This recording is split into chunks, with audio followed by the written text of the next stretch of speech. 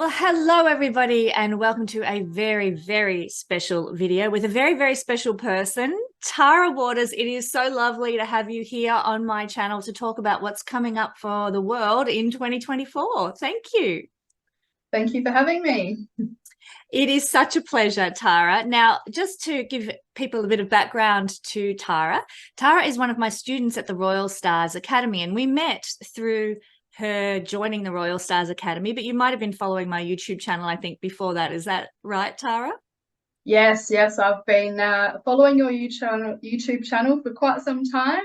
I used to listen to you when you were on Lada's channel on the lawnmower every Tuesday. So I'm surprised you could hear anything on the lawnmower. So we met through doing the Royal Stars Academy. Tara is one of my students, but even prior to joining the Royal Stars Academy, you're a very well-educated astrologer. You've done a number of astrology courses, am I right? Yes. I began to be interested in astrology around 2018 and started studying officially in 2019. Great. And so I want to ask you, before we dive into mundane astrology world predictions, which is something that I've seen in our workshops with the Royal Stars Academy that you are very skillful at. Before we dive into that, I might just ask you a few questions about your experience with the Royal Stars Academy. What have you enjoyed the most about doing your studies with me online? Yep. So I always knew that when Kesenya put out her course, I was waiting. She talked about it and she was waiting, and I just love her style of astrology. So I always knew from the very first moment that she spoke of her course that I was going to do it. I was like, I'm going to be like one of the first people to sign up. You were one of the first. Yeah, I was going to say, I love your style of astrology, and I just really resonate with it. So Kesenya's course is full of information. Like there is so much depth. And I really feel like now I have a greater understanding of all the signs, planets, houses. It's really enriched my astrology knowledge. I'm now becoming more confident to look at charts and have an understanding of what it all means. And the course platform is really, really easy to navigate. I'm an Audible learner, so Kesenya's videos I love because I can just listen to the videos, write my notes. The knowledge is just, and the information is just easy to understand. You can go at your own pace. And yeah, there's no pressure. No pressure. You just go at your own pace and do it as you please. And so what particular topics that we've covered have really have you really enjoyed? Because you've done my introductory level and you're plowing through my massive intermediate level. And we've covered so many topics, from astronomy to house lordship to the meta zodiac. What is it that you've enjoyed the most in the studies so far? Love it all. Good. But I liked learning more information about the retrograde planets. I hadn't really heard that information in other places. And the meta zodiac is amazing because you really get to understand each rising sign and how the chart is set up. Yeah. And it just makes more sense to me now. Yeah. Yep. I was the same when I learned the meta zodiac as well. I also find, even as like a teacher myself, I find that I learn so much from our workshop groups that we have together. Like, you'll come in, Tara, to our discussion groups and share something, and I'm like, oh my goodness, I didn't see that, or that's new to me. So I love that interactive side of it, as well as, obviously giving lectures and things where I'm having to make sure I've got the right information for everybody, but I love sharing with you and learning with other astrology lovers alongside of you. So it's a benefit to me as well. So I was going to say that. I was going to say one of my other favorite parts of the astrology course is the monthly catch up that we do, and we just like talk about each other's charts or friends, or and Kesenya gives wonderful insights about your chart. So if you're not able to have a reading to her, the next best thing to do is to join her course and join monthly, and you'll find out some information about your birth chart. Oh, I love it. It is so good to learn and to interact with other astrologers as well, because we all learn from each other. Yeah. Well, you're a lot like I was, Tara, when I first discovered astrology many, many years ago. You're in remote rural Australia, and that was beautiful. I felt like we had a real connection there because of that. And well, I hope you don't mind me saying, but you're in a beautiful part of South Australia with a lot of like a gorgeous farm and a lot of connection therefore to the sky, because in rural Australia the stars are phenomenal, so there's a lot of that visual energy of the stars available to you as well. Now I forgot where I was going with that statement, but I never had people around me, because I was remote, who I could share with, talk with, learn from. I had to do everything myself. And you'll probably have been in a similar situation where you're probably the only astrologer in that part of South Australia, I imagine. And so being able to connect and share with people from all over the world is so uplifting. I get off a call and I'm buzzing after our sessions, because I've connected with people on that same wavelength about a topic that I'm passionate about. So yeah, I think that's an important component I want to offer everybody in the course.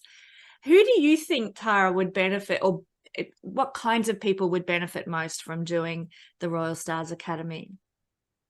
Well, any person that's a lover of astrology and wants to enrich their knowledge, anyone. It's from complete beginner to advanced astrologers. Everyone should take the course. I knew a lot about signs and houses and placements. Like, I knew the basics. Because you've done other astrology courses, hadn't you? Yes, I have. Yeah, I have done other astrology courses. The difference with Kesenya's course is that there was just a lot more information, and it just makes more sense to me. It just, instead of just your basic Aries means that you're independent, there's just a lot more keywords and depth to the meanings behind. I'm so glad. All of it. I'm so glad. And Tara, you are a star pupil, so it's lovely to be able to share with you. But I'm serious when I say that you really are excellent with your grasp of things and your knowledge of things, which is why I wanted you to come on today and share about what's coming up in 2024, because we've talked about this in our workshops, and I can tell that you're passionate about mundane astrology at the moment. I thought it's a perfect time. But for anybody who's watching who would like to join us at the Royal Stars Academy, I currently have a special on offer, $100 off the introductory level and $100 off the intermediate level. Now, the introductory level is perfect for beginners because it's a 20-hour course. It comes with workbooks, and there's workshops as well with other astrologers and myself. The intermediate level, which Tara is currently plowing her way through, is monstrous. It's quite I was going to say quite pricey, but it's reflective of the amount of work and hours that go into that course. It's over 120 hours and a number of workbooks and of course workshop sessions. So some people might feel daunted by that, but if you're passionate about astrology, you're going to love it. And look, all of this is part of what will lead you eventually to a certification as an astrologer in multidisciplinary astrology, because we do a bit of Vedic, we do a bit of Western astrology, we look at shamanic astrology, all the different bits. And it leads to a certification as a holistic astrologer with the International Institute of Complementary Therapies. So that's something really worth gaining, that certification. It's basically equivalent to a Bachelor of Arts in astrology, I like to say. And then from there on, you can, go into any specialty you would like, just like you could if you did a medical degree and then you go into different specialties. Astrology kind of works the same, but this is your basic Bachelor of Arts course, so to speak.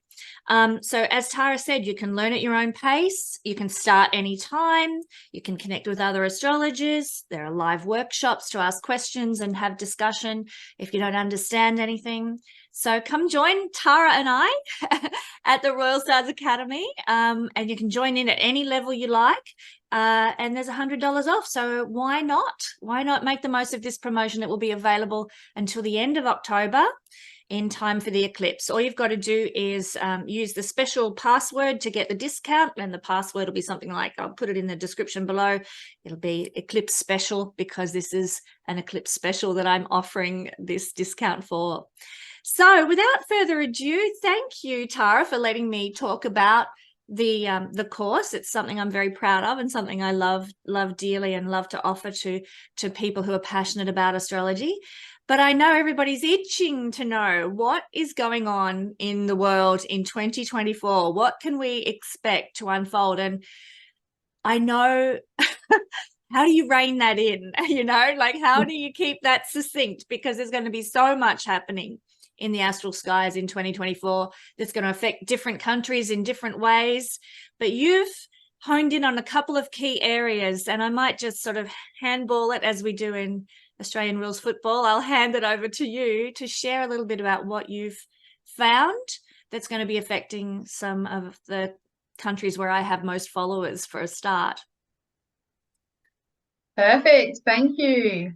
Well, this is a daunting task. Keeping it small is a daunting task. Yeah, I've looked at some charts, and I just want to go. I just want under a rock. I do want to hide under a rock a little bit, but there's just so much information that's just pouring out at me. But what I've decided to speak about is the conjunction of Uranus and Jupiter at 21 degrees of Taurus, which happens on the 21st of April in 2024. That's in Australia. So the 20th in some of the other countries. Uranus moved into Taurus back in 2018, 2019. And during that time, we have seen unpredictability and change around Taurus-related matters.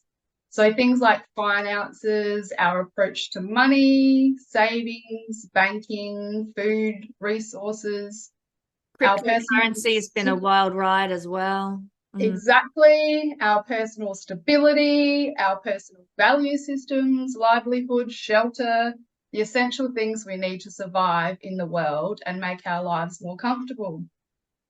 We only have to look back at the last 3 years to see how unpredictable and unstable second house matters have been. So food and material supplies, shortages, price increases, rationing of food in supermarkets, loss of income due to COVID. Yeah, that was a big one. And would you say that Uranus in Taurus is the cause astrologically of that wild upheaval with income for so many people? Definitely a major part of it from the research that I am about to share. Definitely, it's the unpredictability, it's roller coaster ride. Yeah, it's been a roller coaster ride. Which is interesting, Tara, because to me, it's, sorry if I'm interrupting, but it's interesting because Uranus in Taurus did not cause the COVID pandemic. That was not one of the astrological factors that caused that, but it speaks to everything in the chart interacting with one another. So the things that caused the pandemic were different, but Uranus was in Taurus, so it caused financial roller coaster, financial upheaval related to that. Whereas if Uranus had have been in, I don't know, Gemini, maybe it might have affected information and communication in a wild way, which I've got to say that kind of we have had that, haven't we? We really have. Yeah. So when we're looking at a chart, we need to understand that everything is influencing everything else. Everything. Yeah. It's no one set aspect or planetary alignment, placement. There is a number of things. So yeah, people weren't able to pay their mortgages. In most countries, government handouts were given to help everyday people to survive. And there's talk of this universal income coming in lots of places. So whether this will be brought in through this conjunction of Jupiter and Uranus, I guess we'll just have to wait and see. So Uranus is a planet of trends. So more people were escaping the city and buying acreage and land to become more self-sufficient, grow their own produce, not rely on the system that had been relatively stable for quite some time. So that's all very tourist related topics like land and self-sufficiency, and Uranus being the trend, that became the trend at that time. Yeah, well, Uranus being representing alternative things. A lot of people looked to alternative ways of getting their food and alternative ways of living and where they lived. And of course, as you said, Taurus is a provincial or country style sign. So people went to the country, it was so interesting. I've heard many astrologers say, and I found it to be very true in my own experience, that whenever Uranus moves into a sign, invest in the things represented by that sign. And in 7 years, when Uranus moves out of that sign, then you will have made money in those things. But it'll be a roller coaster ride until Uranus moves out. And I lived in when Uranus moved into Taurus, I was like, I should be buying property in rural areas, but I don't think that'll, I can't see the little country town that I come from ever, going ahead with property prices. Now, God damn it, I wish I'd had listened to the astrology and bought up big in my very cheap country town that I came from, because now prices have gone through the roof. So thank you, Uranus. I need to trust you more.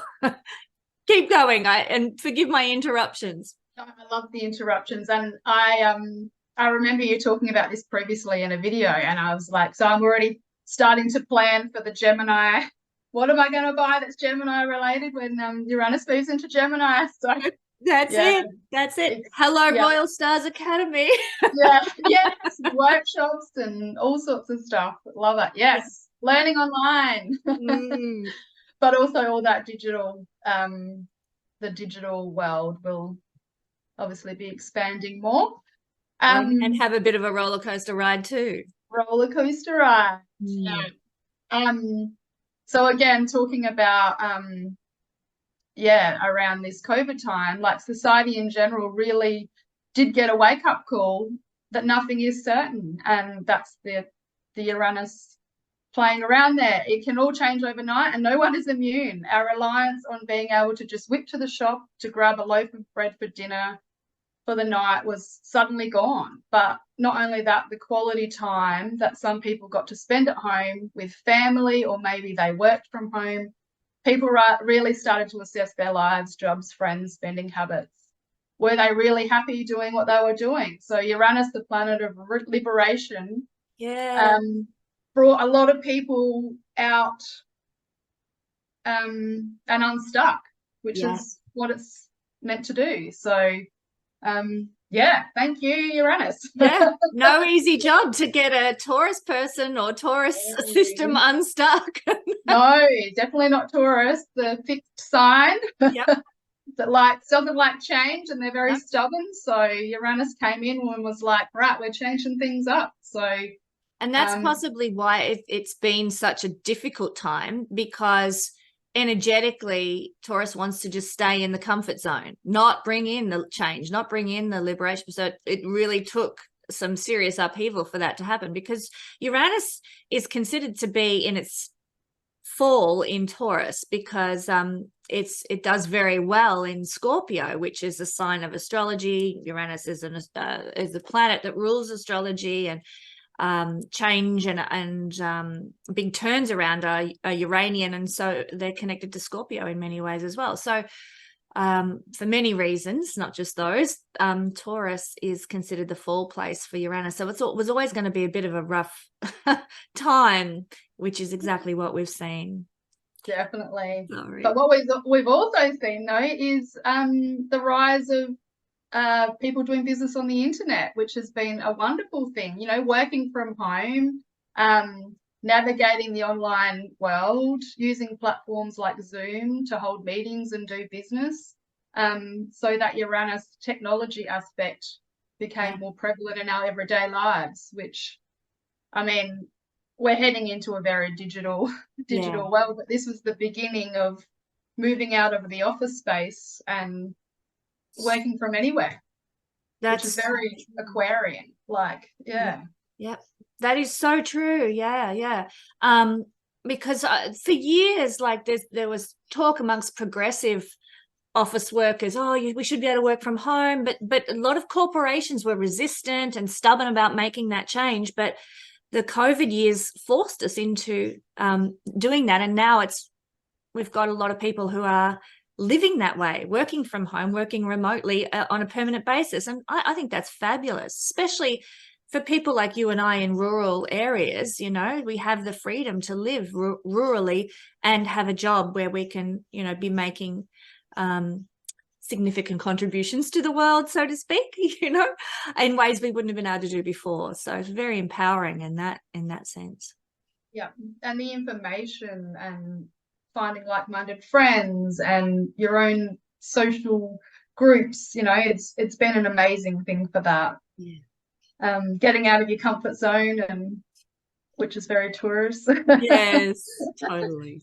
Yeah. So some of the themes that we've seen and that I feel are coming up with this Jupiter-Uranus conjunction is obviously technology and innovation. Uranus, the planet of innovation and change, with Jupiter, the planet of expansion. We would expect to see significant developments in technology, digital tech, AI, the internet, new social media platforms, and advancements in digital IDs and the medical field. So we all know that's coming, whether it's for the good, whether it's for the bad, it's coming. Yep. It's definitely coming. Yeah.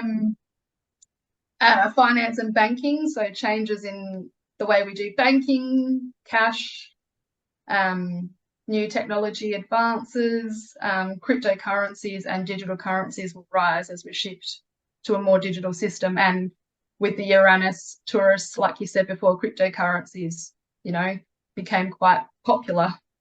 You know, something that I was thinking just the other day, I was chatting with my ex-husband who works in the gaming industry. And, you know, in Australia, all the casinos, they require coins. And so, and the government gets such a kickback from the gambling industry in Australia. It seems to me like that is our one stronghold against going cashless, because the government will suddenly, unless they're going to replace every single poker machine in Australia with a card or whatever they want, some digital version, they are going to lose a lot of their revenue because of that. And Jupiter is gambling. So to me, that's interesting when it conjuncts Uranus in April. I will be very interested to see if they suddenly bring in a, you know, conversion kit for every poker machine so that people can use, you know, contactless and, you know, non-cash gambling mechanisms, so the government still gets their coin from the gambling industry, but moves it forward in a digital manner. That's going to be interesting to see as well. I'm a big believer in keeping cash, and I was kind of hoping that the gambling industry would be our salvation, but now I'm not so sure. I've just realized Jupiter is gambling, joining with Uranus. No. Yeah, and horse racing, Jupiter horses and horse racing, like that's already can be all done on your phone on an app.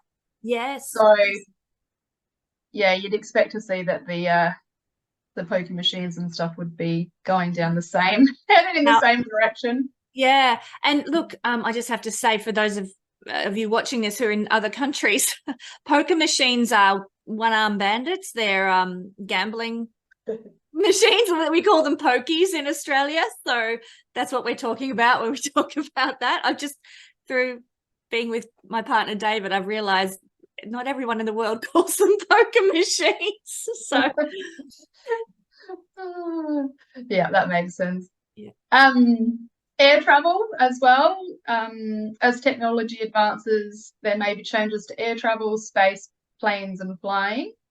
Do you think it could mean an expansion of air travel? Because Jupiter expands things and Uranus liberates. Yeah. I'd like it to be a lot quicker to get places sometimes. If you think about the planes, they haven't really changed that much over the years. Ooh, that's so true. So yeah, there could be some significant changes with air travel. Yeah. Astronomy and space exploration. So increased interest in space, aliens, new advancements and discoveries in space, and more sightings of unidentified objects in the sky. I have to ask you, Tara, being out in remote South Australia, have you had any strange sightings? I haven't, but my husband has. Yes, when he was a child, he actually camped here. And yes, there was an unidentified object that scared them quite significantly. Yeah, the sky lit up. So yes, I like to go outside and look and see if I can see anything. I've seen Elon Musk's like Starlink. Oh, yeah. Yeah, I've seen that before. That was freaky the first time I saw that too. Yeah. Yeah, I've seen that before. That was early hours of the morning. I was like, but no, I've seen some things in the sky, but nothing that I could, you know, go, oh, I think that's a UFO. Yeah. But yeah, I feel like there could be, I mean, they're talking about the Pluto and Aquarius and more sightings of aliens as well. So or unidentified objects, I should say. Yeah. So, and they're talking about it in the news. So do we trust the news though, Tara? Well, we probably don't. We don't. Yeah, I've seen things out stargazing that are just unexplainable by any conventional means. So, but yeah, we'll reserve our judgment on mainstream media news. We watch it just so that I can try and put pieces of information together with the astrology and what's happening. So yeah, I do like to watch it every now and then. Just to, I don't take it on. Yeah. And I don't necessarily believe everything, but I like to just watch it to see what's happening in the world, just to bring it back to the astrology. Well, you can't be a mundane astrologer without knowing what's going on in the world, can you? Yeah, well, that's right. Exactly. And speaking of astrology, increased interest in astrology, driven by societal trends and growing interest in self-discovery and spirituality. I also feel there will be more astrologers teaching and sharing astrology information. So yeah, Jupiter and Uranus is like the classic astrology placement and makes really good astrologers. So I actually have Jupiter and Uranus conjunct in my chart in Sagittarius. So oh, higher knowledge too. Bring it on. I love that. And that's, you know, as we're looking at each other's charts as we do this Royal Stars Academy workshops, you can see it over and over again. Oh, that person, they're destined to be an astrologer, or that's why they're into astrology. Yeah, so that's a powerful one for you. In ancient times, it was believed, and I've seen this to be the case too, that people with Saturn and Venus conjunct were highly attuned to astrology, which is a positive for that usually negative combination. And also I've heard Rick De Clemente, who's an astrologer who sometimes comes on my channel, has mentioned that when you have Uranus opposite Chiron, and I don't work very frequently with Chiron, but that's another indicator for people very into astrology as well. But that's more of a it's a generational influence. Uranus was opposite Chiron for quite a bit in sort of the 60s and 70s. So again, we've got a resurgence in astrology through those generations that had that going on. But anyhow, I digress. I love it. You're used to it by now. Yeah, I love it. Electricity and power, new ideas and concepts around energy sources, renewable energy. Wouldn't it be nice if there was free energy for all? Yes. But yeah, I guess this is why we've got so much focus on the renewable energies and yeah. They know how to give us renewable energy. They just don't want to. They just don't want to. Yes, exactly. I agree. Well, let's hope Uranus might be able to liberate us all to be able to have that, maybe. Lovely. Yeah, we won't go too deep into that topic. It's a bit controversial, but yeah, I'm staying away from that one. Earth-related events, Uranus and Jupiter, unexpected, quick, sudden events, like cyclones, hurricanes, volcanoes, earthquakes, storms, you know, all of the stuff. And sitting in the sign of Taurus, being an earth sign, we might expect the earth to be moving and shaking around that time. Not for the usual good reasons, but no, hopefully the earth moves for you. But it's interesting. Coming up in a couple of weeks, I'm going to be sharing on this channel an interview with the magnificent astrologer Tanya Daniels, talking about the major lunistus of the moon, and I'll let Tanya talk about that at the time. But that ties into all the tremendous big earth events we've been seeing as well, you know, with massive floods and dam bursts and what have you. The major lunistus of the moon is very pivotal for those sorts of things. So tied with this conjunction, it's going to be a big 2024 is going to be a big year for earth events, I feel. Yeah, not to mention our Australian chart with Pluto on the midheaven. I don't know if that's earth events or totalitarianism or God knows what, but oh goodness. Anyway, we're going to leave that one alone. So liberation and freedom is another Uranus Jupiter quality. Groups in society wanting to break away from the status quo, especially top-down structures like we are currently living in. Uranus wants everyone to be equal, have the same rights. Jupiter wants freedom. Well, they're both freedom planets. And is a big picture thinker. So combined, we would expect to see big unexpected changes. Uranus and Jupiter don't like to follow the rules. Together, there could be a rise of social groups concerned about society issues, resisting society norms, and drawn to causes or movements that promote individual rights and freedoms. This can be influenced by societal, political, or economic factors. Sorry, that was a lot. Yeah, well, there's a lot of dot points to get through there. There is, but yeah. I find that's quite exciting to me. And do you think, Tara, that people who are ruled by Jupiter or ruled by Uranus or have those planets strong in their chart in some way, maybe conjunct with the moon or the sun or midheaven or something, do you think those people are going to be more feel this energy of the conjunction more than people who are not strong with Jupiter or Uranus? Definitely, because they're already out of the box thinkers. They already think differently. They already have different minds. They already are forward thinking, and they like to explore, and they're open-minded. They're not closed-minded at all. So that's just my thought. I agree. They're already gearing up probably now, feeling into, I need to change. I'm not comfortable with the way things are, and I've got to change. Yeah, definitely. Yeah. Which ties into my next point, which is highly intelligent ideas. Like typically the planet of Uranus and Jupiter together indicate high intelligence. They are out of the box thinkers, can have strong belief systems, interest in philosophy, ethics, spirituality, drawn to unconventional or progressive philosophies, and modernizing higher education, which definitely needs to be done. 100%. We're tired of the brainwashing in Yeah. all levels of education. Yes. Time to it is. liberate that. Well, that would actually be a really good outcome of this conjunction, to see Yes. to see that happen. I Yeah. 100% agree with you there. Yeah. But yeah, I mean, it must be exciting for you to be looking at this conjunction when you've got it in your natal chart, like, and it's repeating, because when things repeat, when things are in our natal chart and they repeat in the sky, we feel it. Like, you'll be feeling this strongly because it's a repeating pattern that's in your natal chart. Yeah. So you must be a bit excited about that. It is. I think for me, possibly it could be about stepping out as an astrologer instead of hiding in the shadows. Yeah, perfect.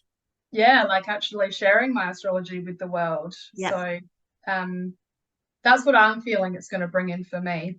Perfect timing. Perfect. Yes, timing. it's perfect timing. It's really good timing. So after mentioning all of those things, I wanted to share a bit about the last time that the two planets came together in Taurus, which was the 7th of May, 1941. So I had a look at some of the events around this time in history. So we can see a repeating or similar themes now. Yes. So we were in World War II at that time. In the December of that year, the Japanese launched a surprise attack on the US fleet at Pearl Harbor. So the US officially declared war with Japan. So up until that point, the US had tried to stay out of the war. So Igor Sikorsky, I can't probably pronounce his name, he set a new record for flying the helicopter for over an hour, breaking a new record in the US and Western Hemisphere of the first helicopter flight of 1 hour and 32 minutes. This brought in America's first practical helicopter, ushering in the world's first production of helicopters. And I thought that was such a Uranus, Jupiter. Yeah. So this is where I brought in the aviation and the planes, you know, maybe there will be some sort of advancement in that. Yeah. So the first RAF war aircraft was equipped with radar for radio-based detection and tracking during the war. So another digital advancement. In Australia, the Women's Auxiliary Australian Air Force was formed after considerable lobbying by women to serve, as well as the chief of the air staff who wanted to send male personnel to serve overseas. So the WAAF was the first and largest of the wartime Australian women's service. So how progressive is that? Like, women moving into men's roles and revolutionizing that. It was a revolutionary thing for them to do that. So we could expect lots of revolutionary groups coming about with new progressive ideas and new ways of doing things. I found this one here quite interesting. There was a massive geomagnetic storm that disrupted electrical power, interrupted radio broadcast, and illuminated the night sky. It was recorded as one of the most intense ever recorded. It happened at an interesting time in history when radio and electrical technology was emerging as a central part of daily life. So look out. Yeah. How much further on are we now with our technology? That could be a big thing. Yeah. Back up all your work, people. Yes, definitely. So that's good to know. I need to save a few things to my hard drive. Yeah, exactly. Well, we just don't know. Uranus's power, it's unpredictable. We just don't know what's going to happen. And Jupiter, like overload, like Jupiter takes things to the extreme. So I already know around here, because the state that I live in is heavily reliant on renewables, or trying to be reliant on renewables. We get our power from other states, and in the summer months when it's 40+ degrees, it overloads and they have to turn power off. So you just got to have other backups. You do. Do you have a generator? We do, yes. Yeah. Thank God, because 40 degrees in outback, 40 degrees and plus, in South Australian outback or rural areas, you know, like that would be insane in the middle of summer not to have electricity. So, yes. And especially the weather events that could occur, like I was saying before, it can trigger weather events, which your power goes out. So, yeah. So yeah, I found that really interesting, and it was a solar flare that erupted and sent electronic radiation into the atmosphere. Right. So, and of course, we have no control over those sorts of things. So no, that's you might right. be trying to control the weather in other ways, but you can't control a solar flare on the sun. Exactly. Yeah. So the world economy in 1941, obviously World War II was happening. Countries like the US, United Kingdom, and the Soviet Union, industrial production increased to meet the demands of war, leading to increased employment and economic activity. There was rationing and scarcity of resources and shortages of consumer goods. So we can look at that and go, so that was what was happening at that time.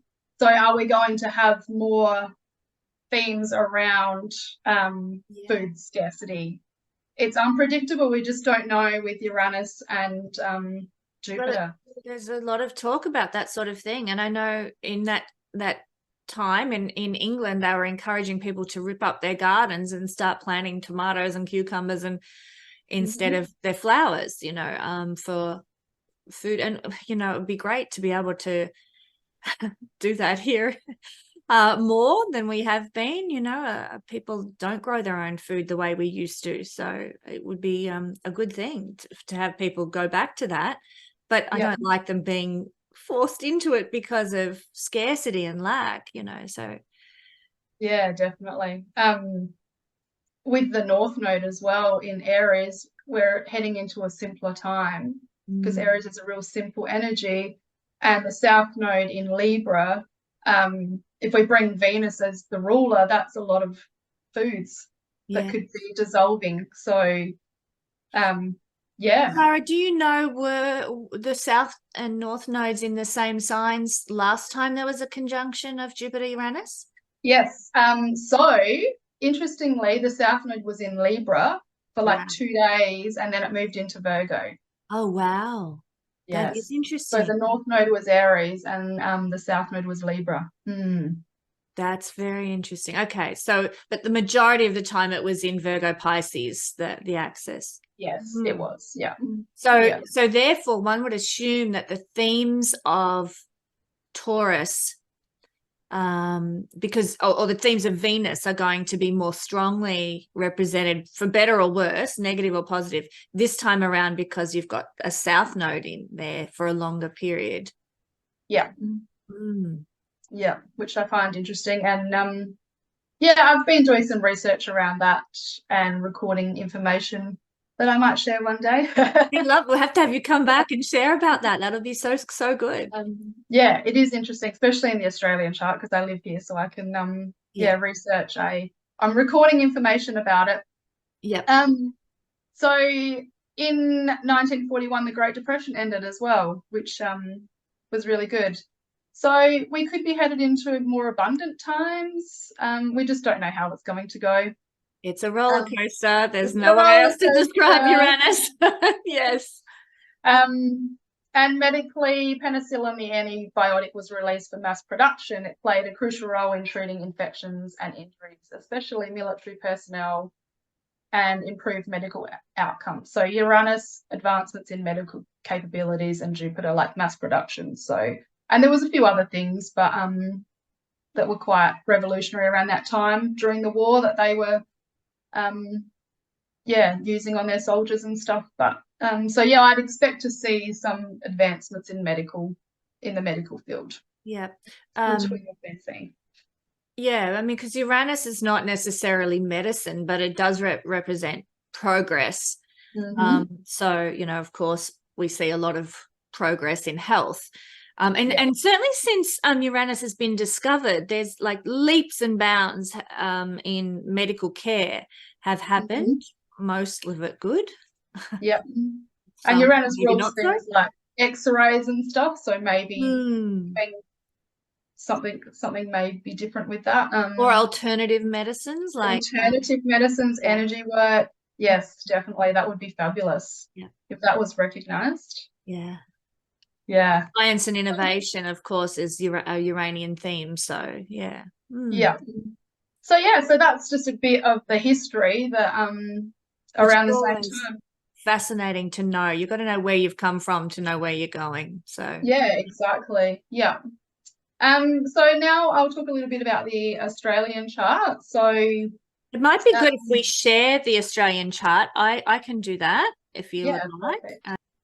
So now I'm going to have a chat about the Australian chart. So the conjunction of we're also going to look at America and England as well, aren't we? So stick with us if you're not from Australia. We're going to get to your country. We will. So the conjunction of Uranus and Jupiter is happening in Australia's second house. So Uranus in the second house in a natal chart can bring great windfalls, sudden unexpected gains, but unfortunately can be sudden losses. So big wins and big losses. Typically Jupiter in the second house can bring blessings, abundance and growth in relation to finance and material possessions and enhance your earthly reality. But with Uranus, like I said, it can be unpredictable. So if you have any planets, like personal planets around 21 degrees of Taurus or 21 degrees of the earth signs Virgo or Capricorn, you may experience unexpected sudden abundance or blessing. This applies to everyone, not just people in Australia. The second house is the house of personal finances, material resources, and what we value. It's the house of what we need to survive, things like shelter, food, money, the essentials, comforts to live a good life. So under the influence of Uranus and Jupiter, we could see upheavals and shocking events, increase or decrease in all things second house, like I said earlier. The second house in mundane or in astrology, but in the stock market, national wealth, finances and expenditure, according to mundane astrology, is ruled by the second house. Assets, banks, currency in circulation and control, also mundane astrology, and government finances, also mundane astrology. Interest rates, money. So all of these things at this time will be unpredictable. This conjunction is conjunct Australia's natal moon in Taurus, the moon ruling the masses and people. It may affect all Australians. So the moon rules our emotions, home, places we feel safe and secure, family, country, or of heritage. So in Vedic astrology, the second house rules the family, culture, land, and family values. So yeah, if anything has taught us in the last 3 years, I would say it would pay to just have a few extra supplies on hand, the basics for survival. And if you have the skills or the knowledge, you know, plant a vegetable garden, storing or preserve some food. Second house is also a place where we store things. So we've already seen a massive increase in the cost of living, and unfortunately, I feel it may still be unpredictable and just uncertain times. Yeah, very much. What's been interesting to me, Tara, is, you know, the moon, Australian people, the population is represented by the moon in Taurus. And even despite everything that's been going on in the world the last 3 years, I mean, Australia was so dictated, you know, especially in the state where I live. Both Victoria and Queensland were particularly bad. I don't know, was South Australia not as well? Not really. No, South Australia wasn't. And where I live, I was a little bit removed from it. So. Yeah. So we saw a lot of dictatorship. In fact, people refer to Victoria now as Danistan, which is Dan Andrews is our premier. So they're making a play on words there with that. But I found that the masses were reluctant and stubborn to change because they were comfortable, like, well, I've got my home and so I'm not going to go protest in the streets about what's going on. I'm comfortable and I'm okay.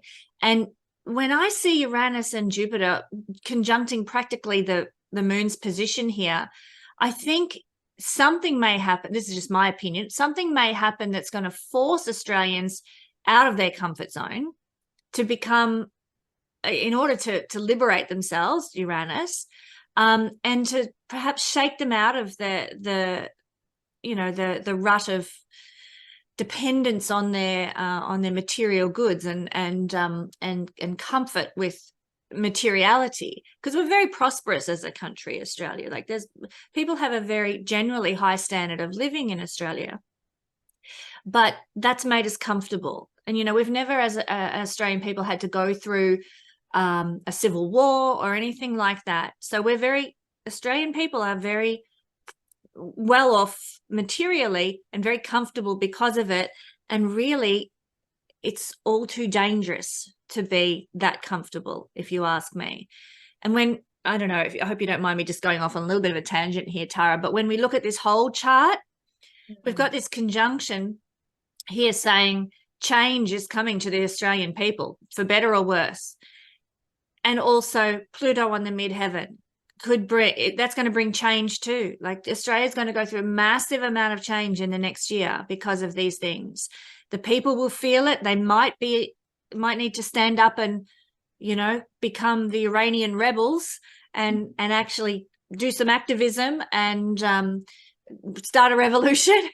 But they're going to be dealing with Pluto on the midheaven, the manifestation point for the rules and regulations, the leadership, the governance, and Pluto is, I hate to say it, Pluto is, well, plutocracy is one thing, and Pluto is also totalitarianism, and that's the really negative side of what could unfold here. I hope, and I think we were talking about this just the other day, it's my hope that Pluto shows us the underbelly of the leadership that causes us to say, well, hang on a minute, this is wrong. We need to fire up. We need revolution and we need change in this country, because Pluto has shown us the deceit, the underbelly, the dark side of those in leadership, midheaven, in our country. So that could be another way, and it needs to happen, frankly. Pluto also is, occult and astrology. So there could be that Pluto on the midheaven could indicate, more of an interest in that sort of thing in this country, which would be a positive process, of course, for people to see, discover power. Or maybe it could represent taking power back. I don't know. There's many ways this could manifest for better or worse. But I feel that this conjunction that you're talking to on the moon is very much tied in with the Pluto crossing the midheaven at the same time. Sorry to diverge. 100%. No, I love it. And just on that, I've been in my research with the South Node in the 7th house in Australia, and the North Node in Aries, the South Node being the dissolving of things. I feel like there's going to be a dissolving of lots of contracts and partnerships and agreements with foreign countries. So totally. So Libra being contracts, partnerships, and then Libra's ruler Venus in the 9th house in Sag. So, and going back to that North Node in Aries, back to that simple energy again. And I think Australia needs to start standing up for themselves more. And we've got fire on there and healing and taking our power back and bringing manufacturing back to the country. And, we outsource everything. Like, we send our valuable materials and resources overseas, and we're so reliant on foreign countries and the economy. And when that goes belly up, so do the Australian businesses and people. So, that was just another insight that I had. Brilliant. I totally agree. I love it when you You share these things, Tara. You're so on point. Yeah. And unfortunately, I think that there is going to be bushfires this summer. I mean, they're already talking about it in the mainstream media. They're already warning us about fires, and it's going to be a hot summer. And Libra rules trees and forests. So yeah, that's a little bit scary to me. That we could have a really intense bushfire season in Australia. Interesting that when you're not looking at this through whole sign astrology, this chart, that North Node in Aries is actually in the 12th house. So, yes, and what is the 12th house? Hidden things. Hidden, yes. Things going on behind the scenes. So if it brings bushfires. And Pluto up on that midheaven. Yep. It could well be that powers at play are up to no good again. Yes. You may not need to say much more than that, lest we get into trouble. Yeah. But I think you and I are on the same page with that. So 100%. yeah, perhaps a repeat of, what was it, 2020, when we had fires all up and down the East Coast? And how did those things start? Yes. Anyhow. Exactly. Yeah, so yeah, there's so much more I could say, but I'm gonna leave it at that for Australia. Beautiful. Okay, we probably need to give people some hope somehow or other. I do, yeah. Look, Tara and I are talking about, like, this is what we're seeing based on what's been happening in things now, like in the media and in our political arena and so forth now, that could lead to these sorts of outcomes. But remember, Uranus is surprising. We could be shocked by what happens. It may not be what we're talking about at all. And so it could be something really positive. Jupiter is a benefic. So let's hope that for the Australian people, Jupiter gets a sudden, Jupiter, the great benefic, with the planet representing the masses, and Uranus, the planet of sudden shocks, brings a wonderful shocking event our way, and revolution that is very much needed to the people. So anyhow, I always like to end on as much positivity as I can, but you just don't know, do you? These planets. You don't. And Jupiter in a birth chart, in a natal chart, brings it can bring abundance and great wealth. So you just, we will see. You just never know. That's right. All right. So moving on, we want to look at the chart of the USA here. Yep. So in the USA, the conjunction of Uranus and Jupiter in Taurus is happening in the 6th house. So it could bring innovation, upheaval, liberation, abundance, or expansion in the way Americans carry out their everyday routines, work, employees, the common and working class people, and debt. So like I said, hopefully it'll be for the better and everyone will be more abundant. Yes, liberate their debts. Wouldn't that liberate their debt rather than, going the other way. So wouldn't it be wonderful? Don't you think it'd be wonderful if this conjunction brought liberation from their medical system that they've got? Oh yeah, that's the next thing I was going to talk about, healthcare, like public health. And illness is ruled, like in mundane astrology, the 6th house rules that. So yeah, public health and illness, disease, nutrition. So I hope for advancements in their healthcare system. Like it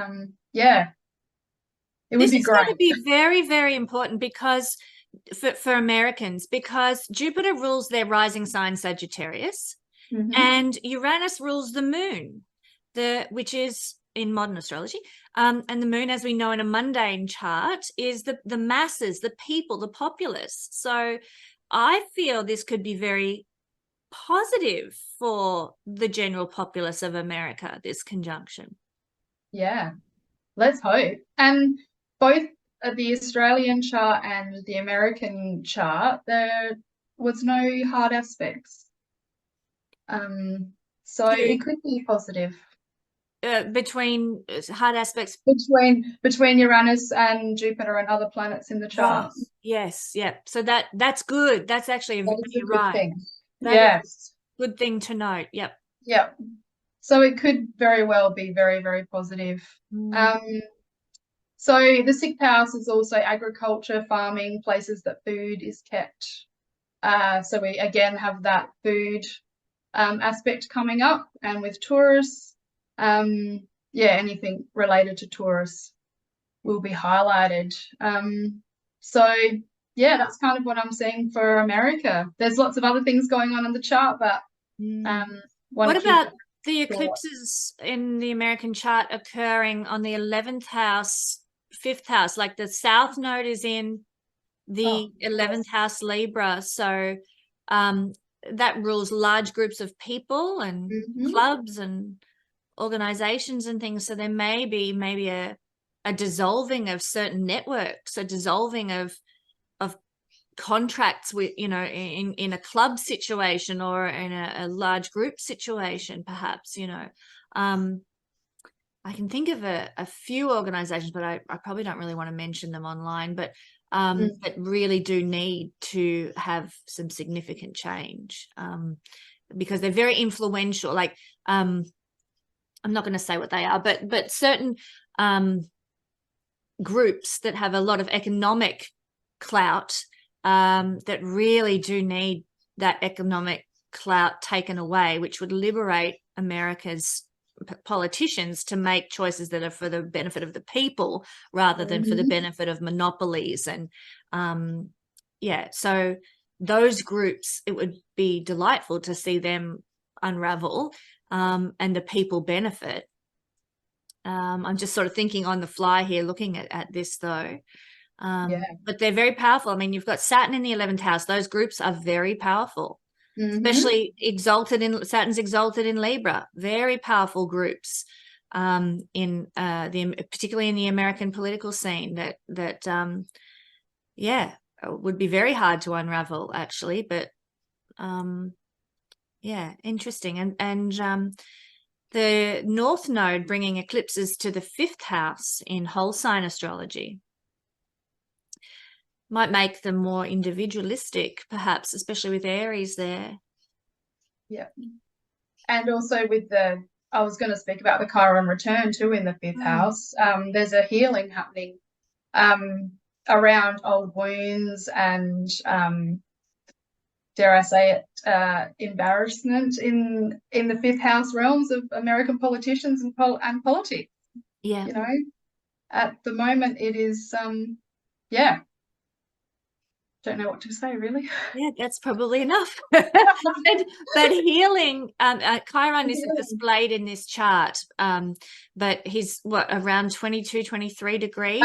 20 degrees, 20 degrees. So it's their Chiron return. Yeah, that's in the 5th house. So big healing around all areas related to 5th house. Healing for children, I think that's celebrity.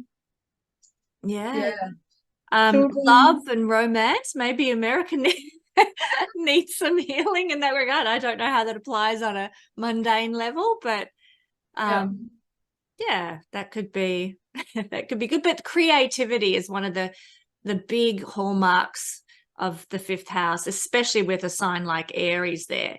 And so healing, like they're such a creative country. Like they have produced so much amazing stuff in the past, particularly in the middle of last century. They just were exceptional with their innovation and creative output, artistic output as well. So then we might be getting and that's really slid, you know, like similar to Australia, all their manufacturing's gone offshore and all their innovation, you know, apart from in the tech industry, is now largely offshore too.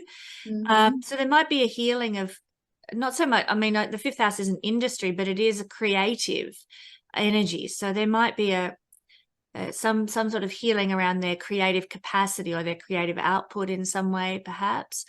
And I also thought of something else. That's right. Aries is a childlike energy, and 5th house represents our childlike heart. So, and the things we love are 5th house, what we feel a love for. So I think that healing Chiron could indicate coming back to what they love, coming back to their heart, you know, their you know, that youthfulness that America as a country is represented by, and you know, that the playfulness of, you know, that there might be a healing through play or with play, or with, you know, getting back to who they are at the core, and you know, that childlike beauty that we have of, you know, innocence and purity.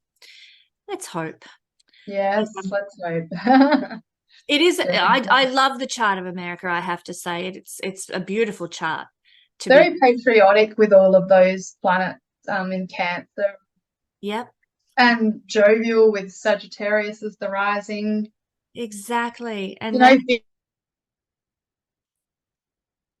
big personalities over there, like, yeah, it's quite a cool chart. It is. And the North Node in Leo, you know, they're rising up as a country into like a like king of the world, you know, like, it is a beautiful, I love this chart. I think it's just gorgeous. Yeah, so here's hoping that they navigated through the Pluto return. Let's hope that the Chiron return brings healing for a lot of the things that were exposed during the Pluto return as well. Yeah. Shall we move to the final chart, the chart of England here? Yes. So England is having their conjunction happening in the 8th house. So sudden change, reversals, and big transformations on the way for England. The 8th house is the house of other people's money. It's the banking house. It rules taxes, communal possessions, credit departments, debtors, finances, financial organizations. In mundane astrology, foreign countries. So there's going to be massive changes again in relation to finances and the way that they do business in the UK. We can also talk about medical discoveries as well. The 8th house is rejuvenation. So advancements again in health, medical advancements, surgeries. Yep. Surgeries. Yep. So again, the theme of like health, like in the American chart, the 8th house rules rejuvenation. So there could be advancements in surgeries and like plastic surgery, anything to do with healing, astrology, again, in the 8th house, the occult. So maybe people are just going to be learning more about these kind of areas, and energy medicine. Yeah. So the 8th house, the 8th house is also mafias and crime lords and all that sort of thing. Yeah. So, and there is actually a square happening in this chart to Saturn. So to their natal Saturn. Okay. To natal Saturn. Yeah, it's a couple of degrees. Close enough. But yeah, Saturn has definitely got an influence here in this chart. So the 11th house again, it's the underworld, the Saturn, the people in charge, the government, the political issues, you know, maybe it's all going to be revealed, and a massive healing. Like, I just feel like all the countries are just going through a massive rejuvenation and healing at this time. Yeah. And yeah. It's so interesting that you say that, because I mean, Pluto and the 8th house are what are connected to rejuvenation and healing. And we've got Australia with Pluto on the midheaven, America having just had their Pluto return. In fact, they're still dealing with the repercussions of the Pluto return. And then we've got this conjunction occurring in the 8th house of the English chart as well. So definitely similar themes across the board for around this time for all three of these countries. And what's interesting to me is that at this time, the England will be having their nodal return. Yes. So that's I'm just noticing that here. So that is like, it's very powerful, actually. You know, it's a time of realigning with purpose when the nodes return. You know, you are dealing with your past, and you are getting back on track with your purpose as a country, as a nation in this case. I've heard in shamanic astrology, we teach that the nodal return is a time when if we have been doing the work, if we've been preparing ourselves for our dreams and goals and desires, then a window of opportunity can sometimes open up, or will open up for us, to step into our purpose. But we have to be prepared. If we've been sitting on the couch watching Netflix and not, you know, doing the work to, I don't know, getting a PhD in whatever to become the next neurosurgeon or whatever, you know, if instead we've been sitting on the couch, then a window of opportunity opening up for a neurosurgeon at some big fancy hospital is not going to be offered to somebody sitting on the couch watching Netflix. So you've got to be doing the work, you've got to be prepared and heading for your goal. But if you do, then a nodal return brings a window of opportunity for you to step into that destiny. And so the question is, therefore, is England prepared for whatever opportunity the universe might be going to present to it to go forward? Yeah. Or is it so undermined by corruption and hidden agendas and what have you that they'll miss the opportunity? You know, it's interesting that conjunction of Uranus and Uranus and Jupiter in the 8th house can speak to corruption and you know, hidden agendas and hidden deep unseen motives for things. So I mean, Uranus is liberation. There might be potentially a liberation from those things, so that England as a country can step into whatever their future destiny might be. Yeah. And Jupiter rules royals as well, so there could be changes in the royal family. Yeah. So that is big. That you're right on it, Tara. That is big. You know, Prince William is born under an eclipse. You know, he was born on an eclipse, and a lot of people say that, you know, he's going to be the end of the royal line, you know, in England.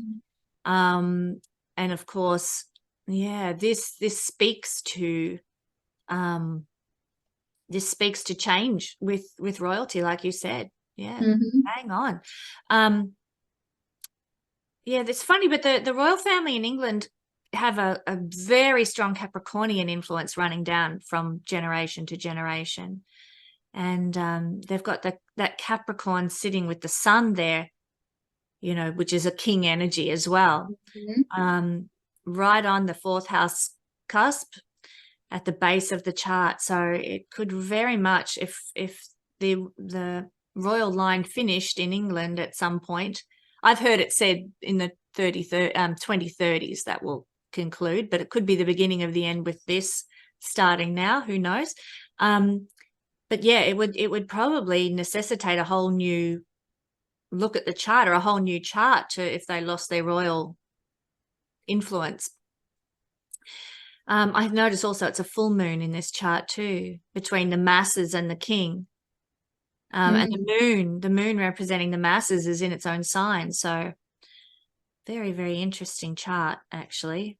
Okay. There's an opposition from like the Uranus Jupiter is opposite Neptune in the 2nd house, 18 degrees. Yeah, that's within a 5-degree orb. So do you feel that's going to be influential? Like, is it possible something might happen where the wool's pulled over people's eyes, or some sort of deception occurs with Neptune's involvement in a hard aspect? Yeah, and it's in Scorpio as well, so it's bringing in that scorpionic influence again. So, and Neptune, well, definitely can, well, there's a dissolving influence too in the second house of money and big business, and yeah, I There's don't know. definitely a lot happening on that axis of finance, isn't there? You know, with that Yes. conjunction. So England's money and other countries' money, really a lot of the focus here, and how England relates to other countries financially seems to be being emphasized. Yeah. That's a very telling signature to have Neptune in Scorpio in the second house of this chart, and just, you know, how England behaves with regards to finance and money. Very hidden, very infiltrating, which is a Neptunian thing. Yeah, very, very interesting.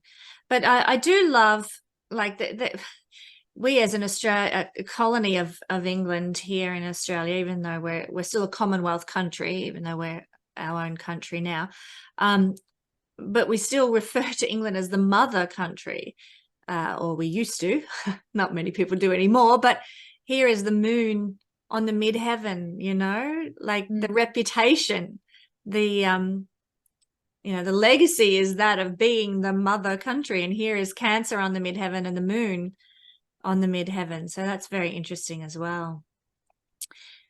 Well, Tara, it is so fascinating looking at the charts of these various countries. I'm just going to stop the share.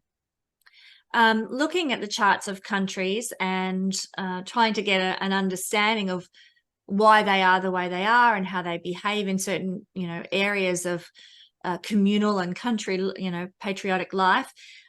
It's been just such a great journey to explore this with you, because you always have fresh insights that my eyes don't see, and I always learn something through chatting with you. Was there anything else you wanted to share, or have you covered everything you wanted to say regarding this amazing conjunction in April next year?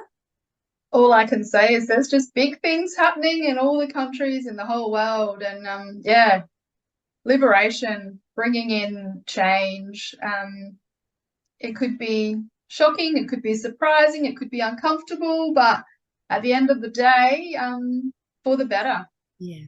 We're just got to ride the wave. And I actually think one of the best ways to deal with Uranus transits, well, apart from taking magnesium, which is very, very helpful, but it is astrology. Uranus rules astrology. And if you explore astrology, research astrology, and as you said, this is a conjunction that is indicative of astrological knowledge in a natal chart. If you channel that energy, then I think, you know, like in the Vedic remedy system, if we consciously choose to push the energy into a helpful source, a helpful expression, then the negative expressions of that energy aren't as noticeable, or we deal with them better, or they may even avoid us altogether. That's Vedic remedy concept in a very little tiny nutshell there. So I would encourage everybody watching this, if you are concerned at all about what it might bring you, dive into astrology, buy astrology books, read up and learn all you can about astrology. And it is an empowering science that will help you know what's going on in the world and help you trust. Jupiter is trust. Jupiter is faith. Trust in the changes, trust in the processes, because the big picture, and that's a Jupiter energy as well, the big picture is that we're going through big changes. The earth is going through big changes. Humanity on the earth is going through big changes. But always the ultimate goal, as we rise back up into the golden age, very slowly, but we're getting there, is going to be improvement of our communities on the earth, improvement of our consciousness, improvement of our capacity to love and be loved, give love. Improvement is where it's at. You've heard me talk before about going back to the golden age and leaving the Kali Yuga. So I feel astrology, actually, as we move into, and I'm going off on a bit of a tangent here, but I feel as Pluto goes into Aquarius, one of the key things is going to be learning to understand these esoteric symbols and signs, of which astrology is one that can empower you for the future and empower you to understand the meanings of the planets and how you can consciously work with their energy to get the best results.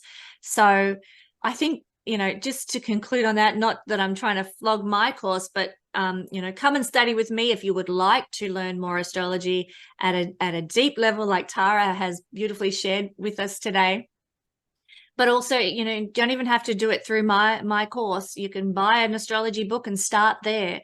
You can, you know, watch videos online and start there, because that's a starting point. It's not the be all end all, but it is a starting point. So diving into astrology, Jupiter is knowledge, Uranus is astrology, and liberation and empowerment. You will set yourself free by taking that road to understand astrology better. Would you not agree, Tara, having moved into the study of astrology yourself? 100%. And, you know, you can watch many YouTube videos, you can read many books, but it's not the same as studying an official course. It's just from the start to the end, all the information's there. It's all laid out. It's all easy to understand. Go at your own pace and, yeah, come and study astrology with us. Come and join Tara and I. Well, thank you so much, Tara. This has been so fun, and we will do it again, I think, in the future if you would like to. Maybe we could look at a couple of the other big events that are coming up astrologically in 2024 and into the future. But thank you for your time, and thank you for your fantastic research into this conjunction. I'm so grateful for what you shared, and we look forward to having you back again. Thank you for having me. Thank you, everybody. We'll catch you next time.